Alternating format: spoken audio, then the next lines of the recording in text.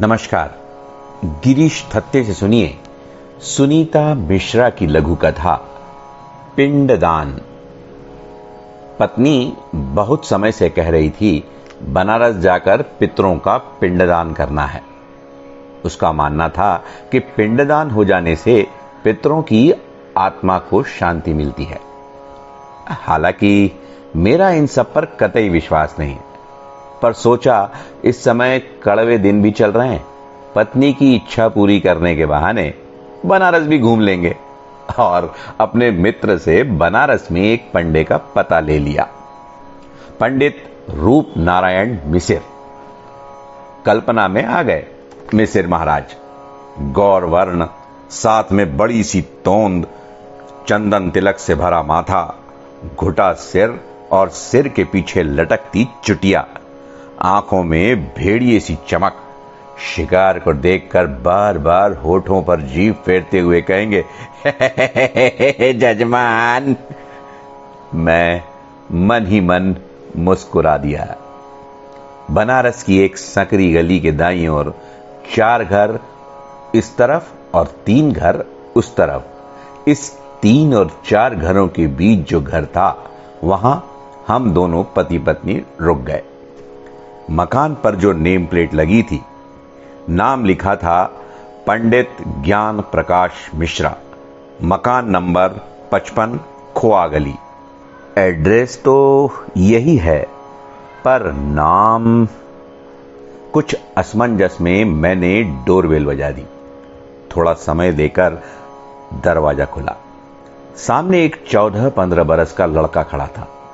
सांवला रंग, तीखी नाक, चौड़ा माथा, करीने से छोटे छोटे कटे बाल, मोटी आंखों में तरलता, आंखों के ऊपर धनुषाकार भौहें, दोनों भौहों के बीच चंदन का तिलक, होंठ जैसे मुस्कुराहट उनका स्थायी भाव हो, होठों के ऊपर हल्की भीगी मसे, लंबे कान और कानों में छोटी छोटी कसी सोने की बालियां, खुली छाती, चौड़े कंधे, कंधों से कमर तक झूलता जनेऊ, कंधे पर पड़ा उत्तरीय वस्त्र, कमर से पहनी पीत वर्ण धोती, जैसे वनवासी राम खड़े हों सामने।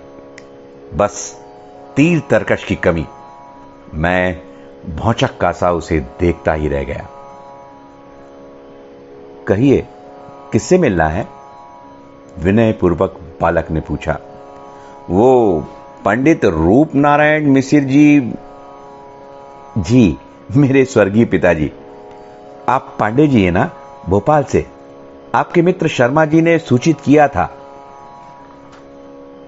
वह बालक हमें आदर सम्मान से घर के भीतर ले गया। परिचय कराया अपनी दादी से।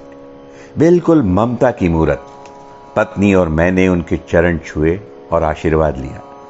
चाय पानी के बाद रसोई दादी और मेरी पत्नी ने मिलकर तैयार की।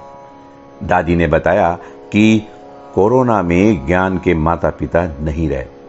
12वीं करने के बाद ज्ञान ने आगे पढ़ाई नहीं की और पंडिताई के काम को संभाल लिया।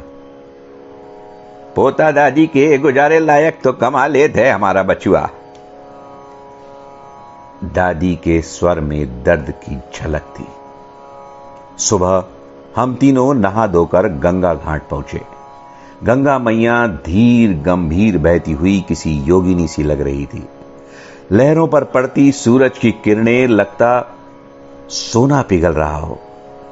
इधर उधर गंगा की धार संग दौड़ती छोटी मोटी नावें बालकों की तरह छप छप छपाक छई खेल रही थी।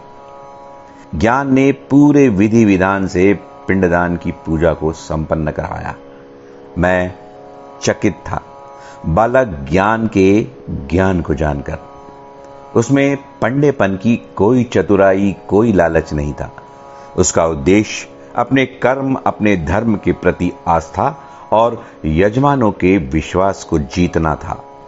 मेरे मन के अंदर की सारी अनास्था गंगा में समा गई। मन को असीम शांति और संतोष का अनुभव हुआ। बाबा विश्वनाथ के दर्शन किए और बनारस से विदा लेने से पहले हमने दादी के चरण स्पर्श कर उनसे अनगिनत आशीर्वाद अपनी झोली में भरे।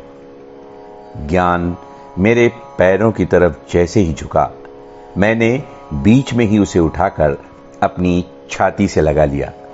मैंने उससे पूछा, ज्ञान, क्या तुम्हें सच में लगता है कि पिंडदान से पितर तर जाते हैं? यजमान, मैं पूरी आस्था श्रद्धा से अपना कर्म करता हूं और प्रार्थना करता हूं भोलेनाथ से कि यजमान अपने हृदय में भावना लिए जिस कार्य संपादन हेतु काशी धाम पधारे हैं, उनकी इच्छा पूरी करें। साथ ही यजमान के रूप में मुझे आप जैसे माता पिता के दर्शनों का लाभ भी मिल जाता है। कहकर वह मुस्कुरा दिया। इस समय वह बालक मुझे सद्गुरु की तरह लगा। धन्यवाद।